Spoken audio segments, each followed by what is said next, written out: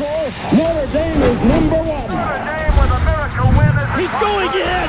Notre Dame has scored. Morning. It's great to have the media throngs here today. Usually as a football coach, it's on your first day on the job that you get this kind of media attention. For us here at Notre Dame, we're not announcing anything as it relates to the coaching, but certainly about our football team and our team earning the opportunity to play for a national championship. So I assume that that's what we want to talk about.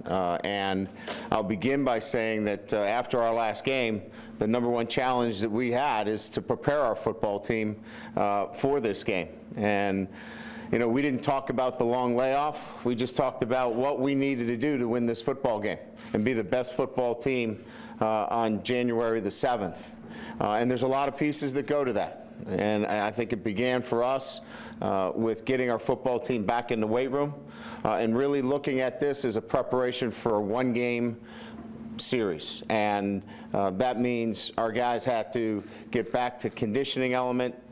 We had to find our timing as it relates to practicing, and also be smart enough to know that we certainly want to peak at the right time.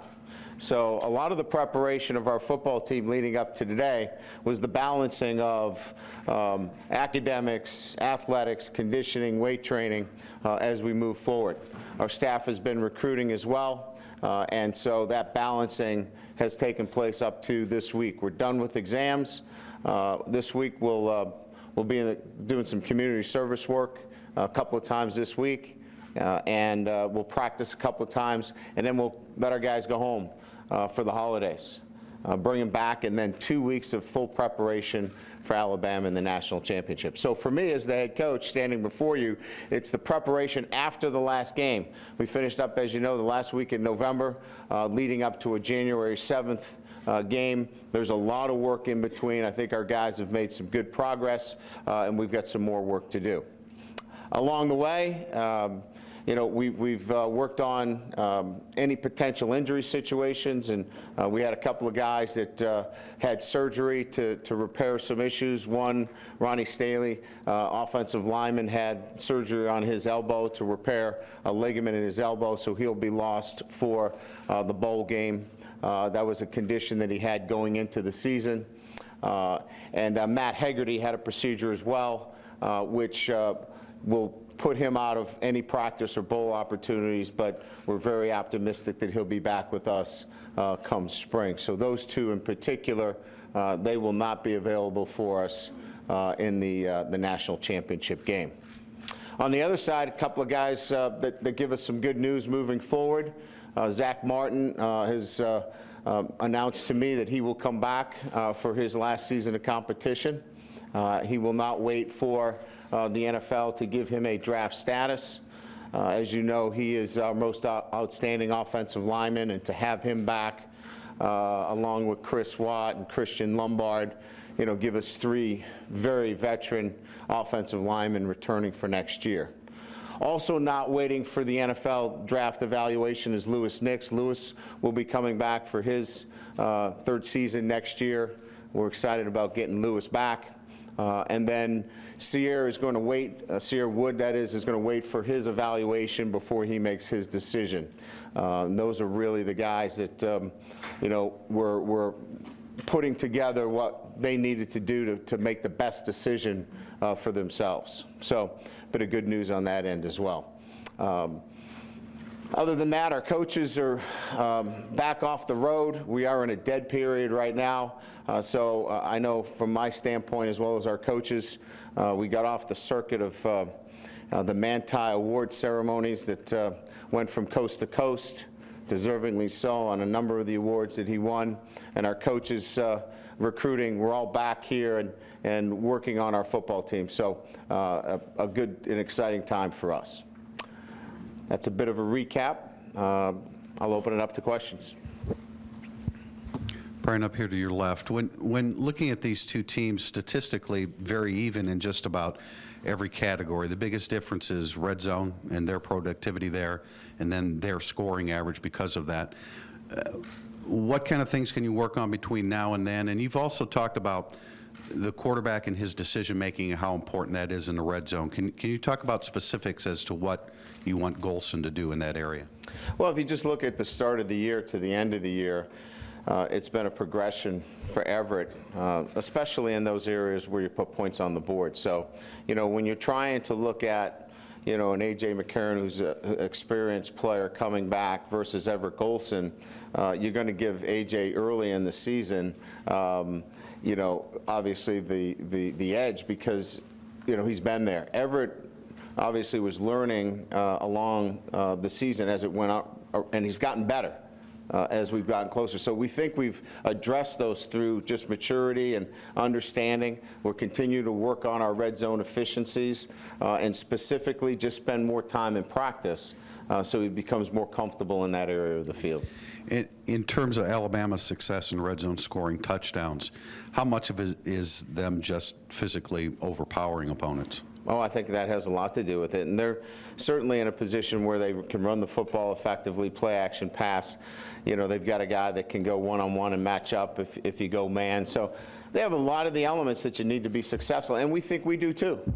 We feel as though, we've just been there and haven't made the plays necessary. And again, you could use the USC game for an example, a number of field goals that needed to be touchdowns. We're going to need to score touchdowns when we get in that area against Alabama. And then where are you with the health of DaVaris Daniels? Yeah, we're in 5th week now, so he was involved in all of our drill work. He was non-contact last week. He'll be in a contact situation next week, so he looks really good, and he's going to be able to be a key contributor for us. Thank you. Coach, you're right. Tim Rowan, New York Times. I was just curious, going in a different direction up here. Oh. Yeah, so going in a different direction. Has your past in politics helped you prepare for this, your biggest game of your career? And then also, if you might win, might you consider running for governor? Yeah. Governor of South Bend. Is there a governor of South Bend? I was driving up to a location just north, and at a muffler place, they said, "Long live Brian Kelly." So I think I got one vote from the guy from the muffler place. So I'm pretty good there. I don't think in those terms as much as I think my experience in politics gave me an opportunity to work with the media and know that you guys are normal people. I know people don't think that way, but you're pretty normal for the most part. You've got jobs to do. I think it just allowed me to understand the job that the media has to do when I was working in politics. I think it prepared me for that more than anything else. Coach, over here to your left, I know you're looking forward to the game, but if I could have you look back for just a moment. When you first got here and you were trying to identify leaders on this football team, I'm guessing Manti was probably one of them. What did you see when you first encountered him as a person, as a player, and how has he grown to where he's at right now? Well, I think for a lot of our guys, I believe that they had leadership qualities. It's still not enough to just point at somebody and say, "Oh, he's going to be a leader." You still have to draw that out of them. And I think what we were able to draw out of Manti was that he had himself in order in terms of what he did on a day-to-day basis. What we wanted him to do is impact others. Accountability, if you will, to all players on our team at the highest level. So I think where his growth came from was that he started to hold others to the same level that he held himself. And I think that's where it starts to spread. And there's no question in my mind that there are other players that took hold of accountability for others. And that's why we have such a dynamic group of leaders with this team.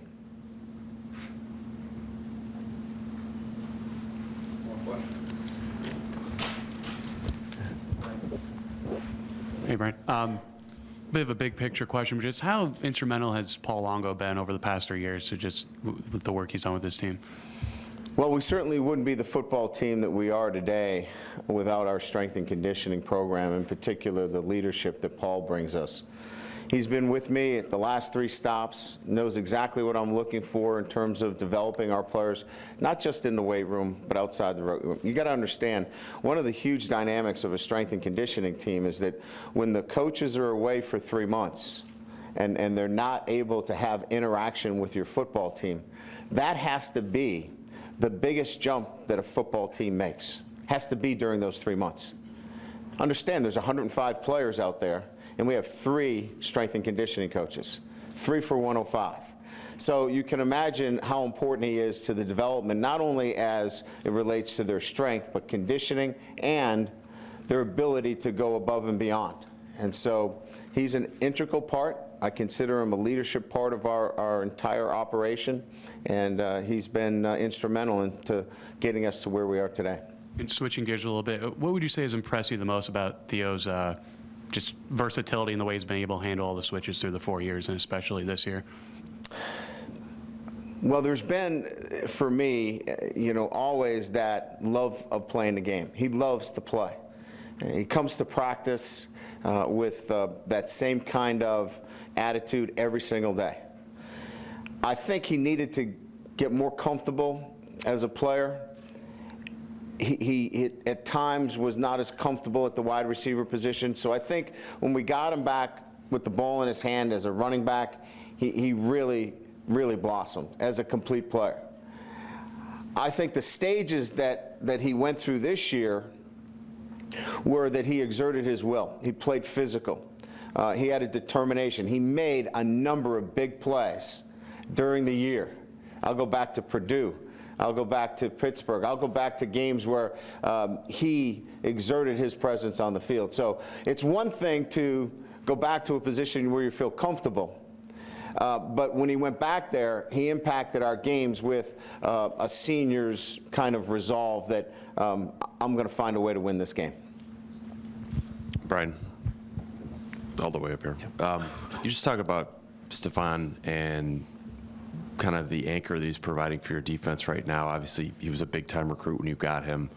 Has he developed maybe even a little bit faster than you would have expected in terms of being a first-team All-American in some publications?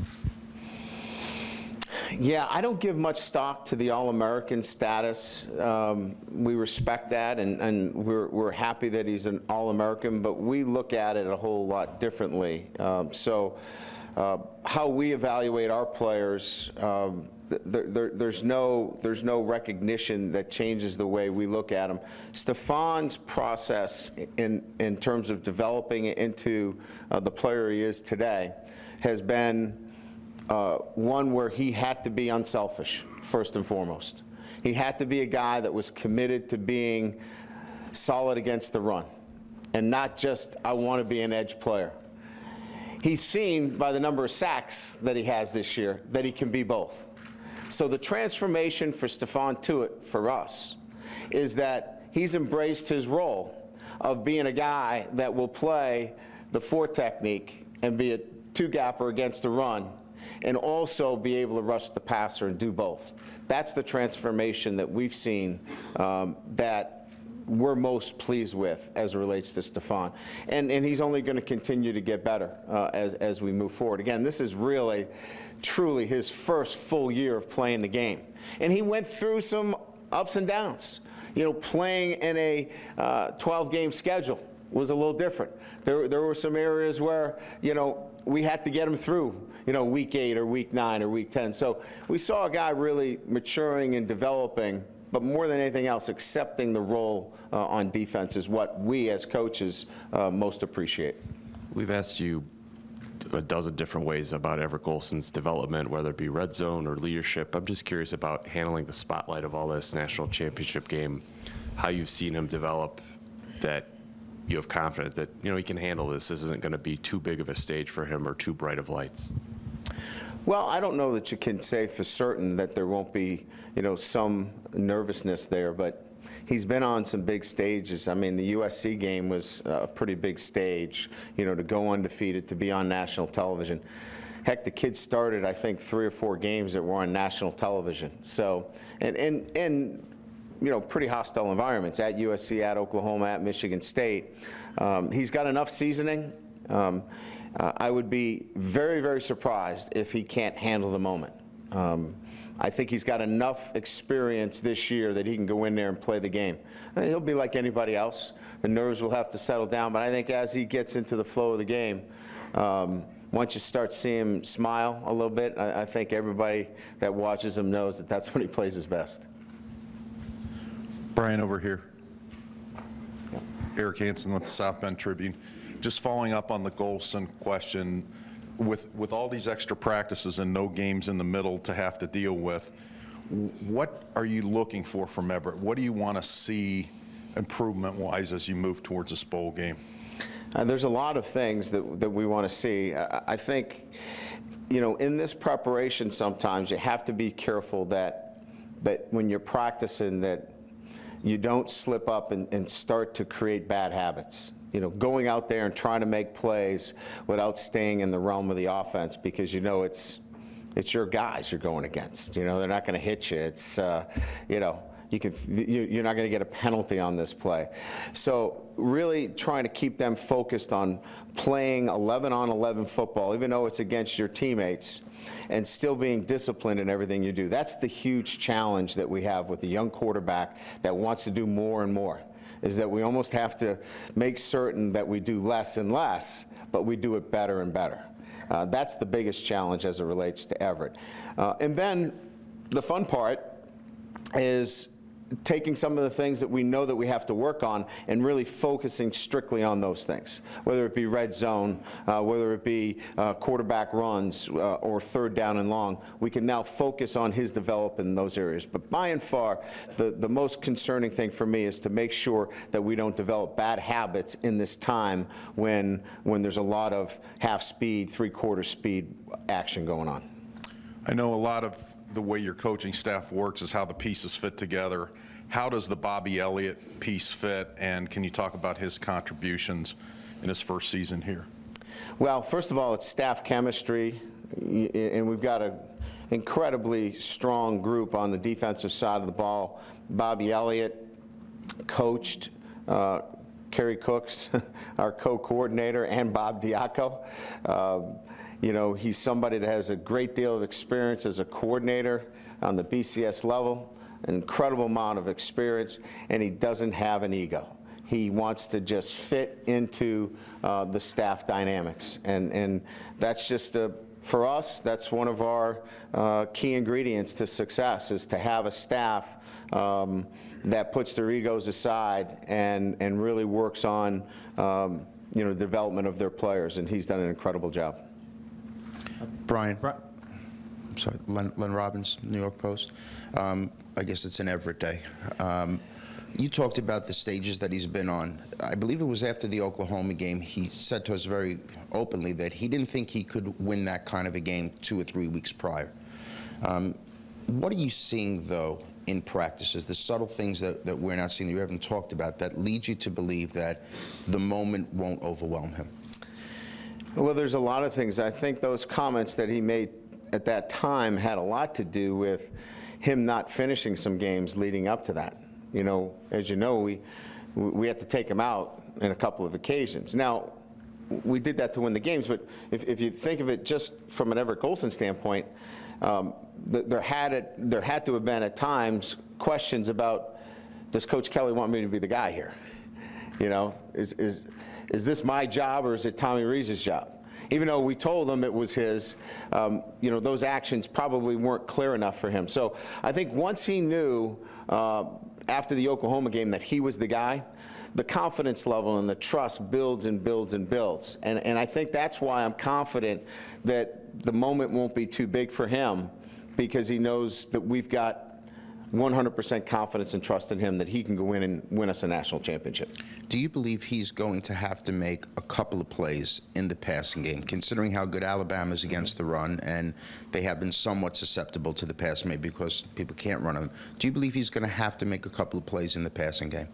Oh, there's no question. You know, we're not going to be able to run it at will against the defense that we're going to see in Alabama. We're going to have to throw the football.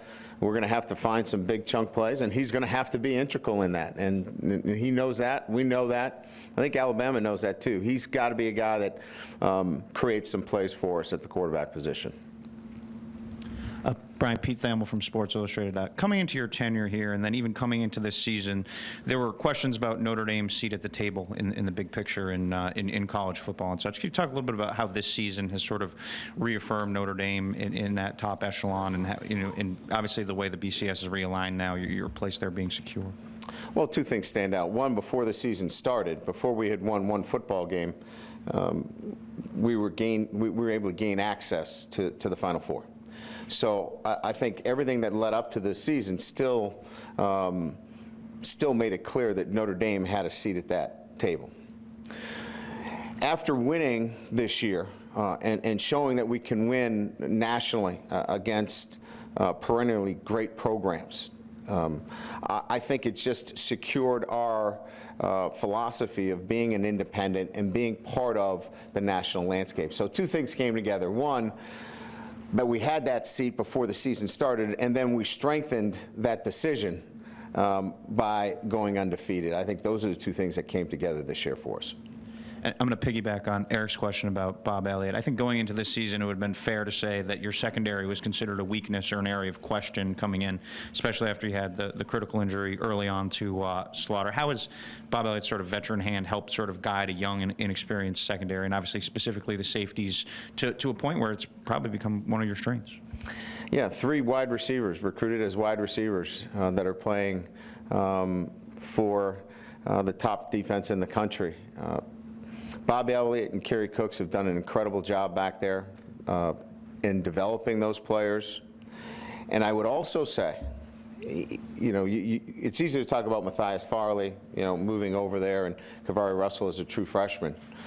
Bennett Jackson hadn't played a lot. And more importantly, Zeke Mata has played incredible football. So if you take a true freshman and you take a senior, and they're both playing their best football at the end of the year, that says a lot about the coaching and the development they had under Kerry and Bob, and they've done an incredible job, and we would not be where we are without those coaches developing those players to the level they are today. Ralph Russo, Associated Press. Brian, 2 questions, one bigger picture, one smaller. On the bigger picture, how have you, this is a unique job, Notre Dame, in many ways. How have you sort of evolved in the 3 years that you've been here, X's and O's, philosophy, maybe even how you deal with people? How has Notre Dame sort of changed you?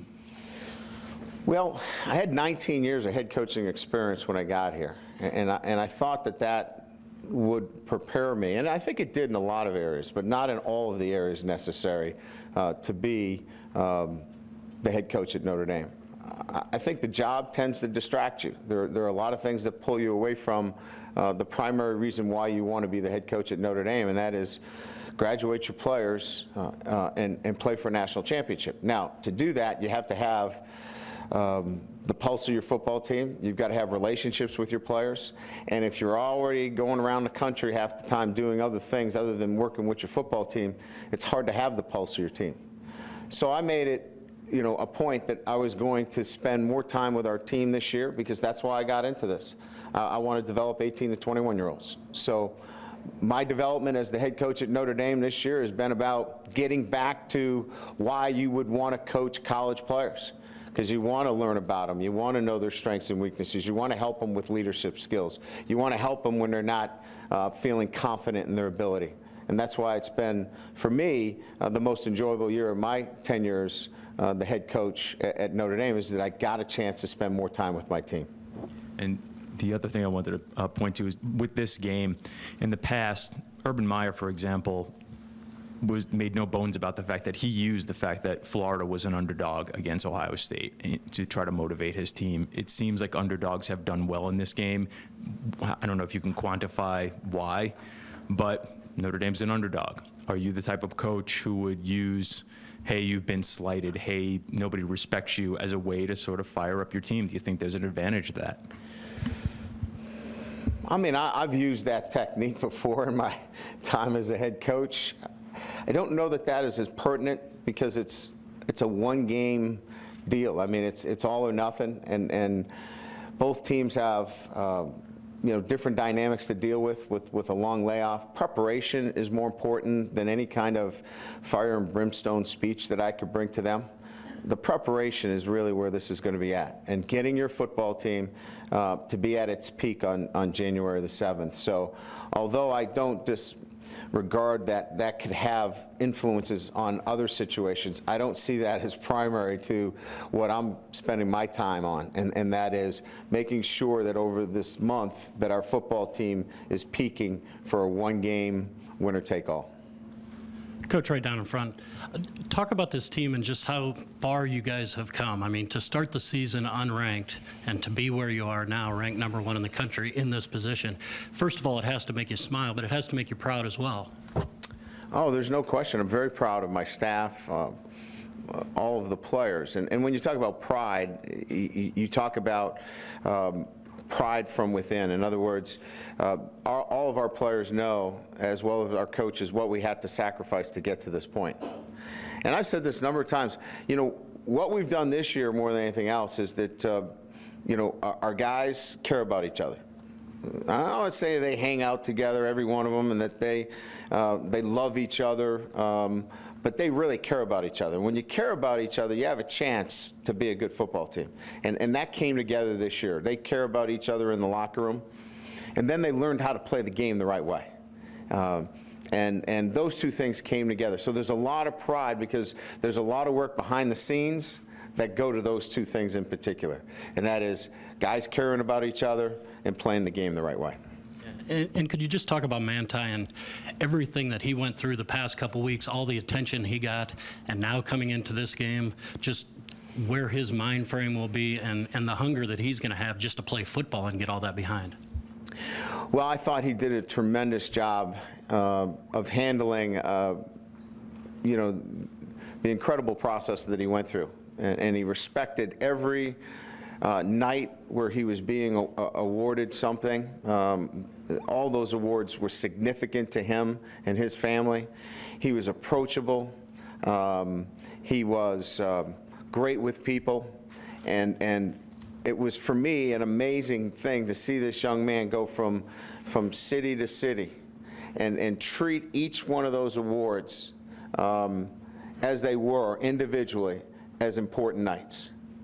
Now, I also saw him, you know, probably as tired as I've ever seen him before, because that takes a lot of your energy, a lot of your time.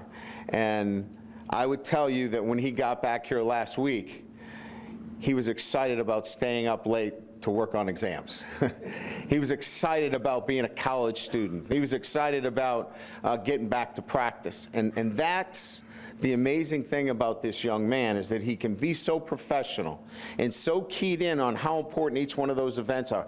He didn't blow off anything. He did not show up for a signing. He didn't blow off the dinner. I mean, he was at everything. And then to come back and just be a college guy this week, that's what makes that young man special. Dennis Dodd, CBSSports.com. Brian, I wonder if you could self-scout for a minute, just how your play calling ability had to change this year versus how you got to this point in your career, nursing Everett through to the point, you know, bringing Tommy in at the right time, versus maybe the year when you had to use 5 quarterbacks. I mean, it's almost been all over the map. Yeah. I think central to that was that we were going to play an inexperienced freshman quarterback. So let's start with that decision first. Then, I didn't believe, nor did I want, to use this year as a bridge year, a transition year. I wanted to win this year. I wanted to win not only for Notre Dame, but for the seniors and for everybody associated with the program. So we had two things going on there. We're going to play a freshman quarterback, and we're not going to say it's a transition year. We're going to give them experience, we're going to take our lumps, and we're going to move forward. I've just never operated that way. So with those two things coming together, you have to find a way to win those games, manage those games, limit possessions, hold on to the football. So because those were the two immediate factors, then you have to adapt to the way you run those games. And that's how we came up with the formula this year to play the way we played. Next year it might be different, depending on what those key factors are. real quick, you won't say this, but did you sense there were those that thought 13 was the year, 14 was the year? Like you said, you didn't want this to be a transition year. That was brought up to me. Those words were clearly in my ear. But I have not done a good job my entire career listening to other people's expectations. So I had set my own expectations for what we wanted to accomplish, and we went about, that way. Coach, front row right here. Zach Stepanek, Fox 17, Grand Rapids. You talked briefly about your coaching career. You've had stints at Grand Valley where you won a couple Division II national titles, some BCS Bowl appearances in Cincinnati. Obviously, this is the biggest stage that you're at. But what are those experiences have they done for you in the past? Oh, all of those experiences have made me who I am today, good and bad. I mean, there's learning on the job at Grand Valley at 28 years old. I really didn't know. I thought I knew what I was doing, but I really didn't know what I was doing. I was kind of learning as I went. Being able to put together staffs along the way. When you're transitioning from job to job, you have to go out and put together staffs and then coach your coaches along the way. So all of those experiences, getting out in the community at Cincinnati and trying to build momentum for a football program. All of those experiences helped me get where I was here at Notre Dame, and then there's no job like Notre Dame. So all of those experiences were great. Then you get here, and then you have to really understand the job here, and no amount of preparation gets you ready for the job at Notre Dame.